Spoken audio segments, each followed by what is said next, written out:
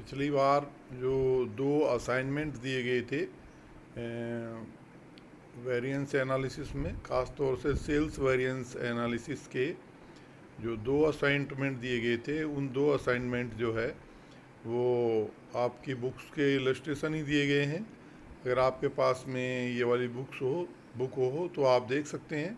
Otherwise मैंने आपको यहाँ पर इनके जो डिटेल आंसर दिए हैं उनके बारे में मैं आपको एक बार समझा देता हूँ।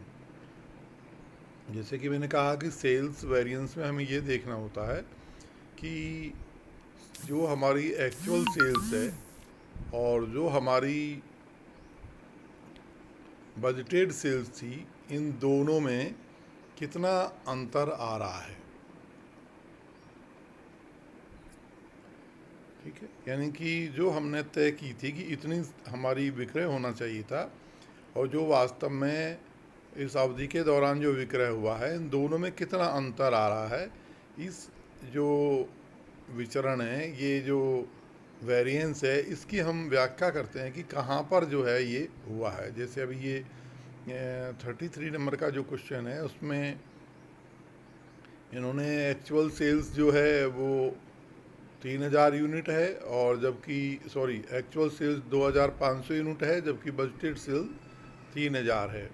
और प्राइस भी जैसे इसमें लिखी हुई है।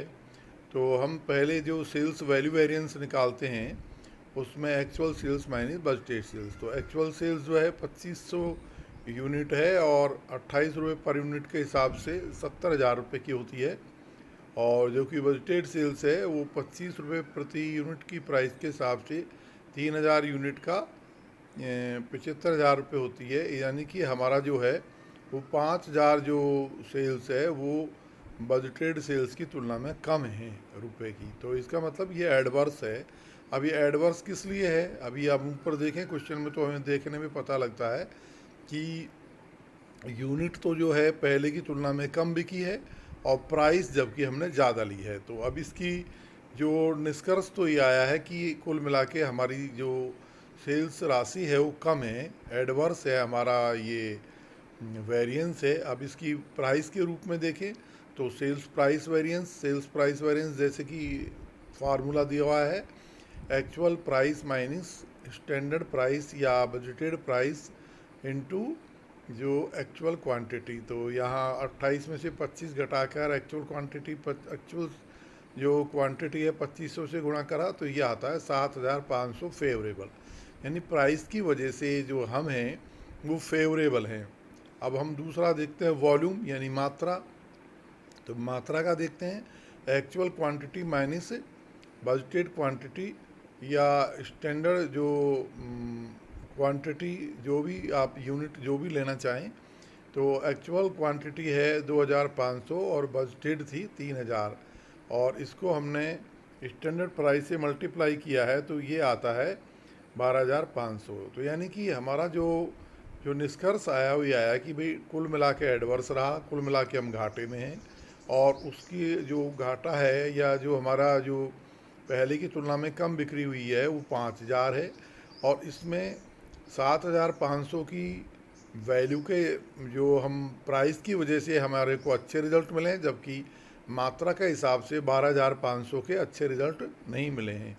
तो यानी कि जो हमेशा सेल्स वैल्यू वेरिएंस होता है वो सेल्स प्राइस वेरिएंस और सेल्स वॉल्यूम वेरिएंस के जोड़ के बराबर होता है। जैसे यहाँ पर 5,000 बराबर 7,500 प्लस 12,500।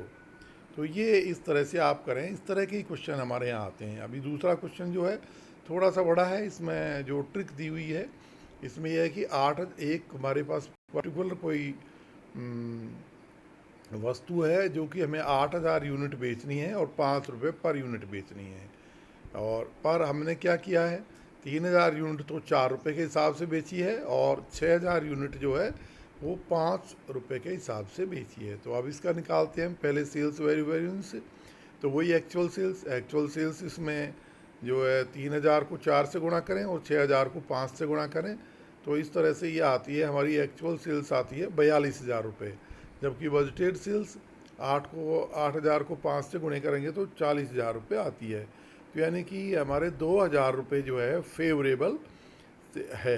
अब इस फेवरेबल 2000 के क्या कारण है, प्राइस और क्वांटिटी को देखें तो सेल्स प्राइस वेरिएंस निकालते हैं तो actual price minus standard price, 4 minus 5 और 5 माइनस 5 करके इस तरह से ये जो है दोनों सेल्स जो दोनों मात्राएं हैं उनका निकालते हैं हम, तो ये हमारा 3000 रुपये एडवर्स आता है। यानी कि जो प्राइस के मामले में हम कुल मिला के घाटे में रहे हैं, प्राइस की वजह से हमारा जो विचरण है वो माइनस में आता है, एडवर्स आता है, यानी हमारी कुशलता कम है।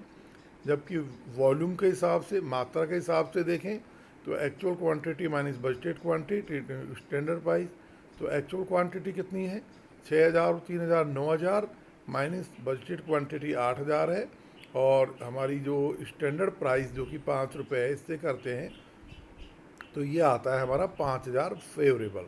तो अब जैसे कि पिछली बार मैंने आपको बताया था कि जो सेल्स जो वैल्यू वेरिएंस है वो प्राइस वेरिएंस और सेल्स वॉल्यूम वेरिएंस के बराबर होता है। तो यहाँ पर जैसे देखें अपन वेरिफिकेशन करें तो सेल्स वैल्यू वेरिएंस हमारा है 2000 जो फेवरेबल है, वो सेल्स प्राइस वेरिएंस 3000 एडवर्स है, और सेल्स वॉल्यूम वेरिएंस 5000 फेवरेबल है, तो इसका बराबर ये 2000 फेवरेबल आता है। तो इस तरह आपने देखा ये क्वेश्चन बड़े जो है फार्मूले अगर आपको ध्यान है और क्वेश्चन में जो बात बताई जा रही है, जैसे मैं आपको बार बार बताता रहा हूँ, वो अगर आपको समझ आ रही है तो ये क्वेश्चन बड़ा सरल है, और इसके साथ ही ये क्वेश्चन वेरीफाई भी हो जाता है। जैसे मैंने एक बार बीईपी के क्वेश्चन बताए थे आपको कि वो भी वेरीफाई हो जाते हैं।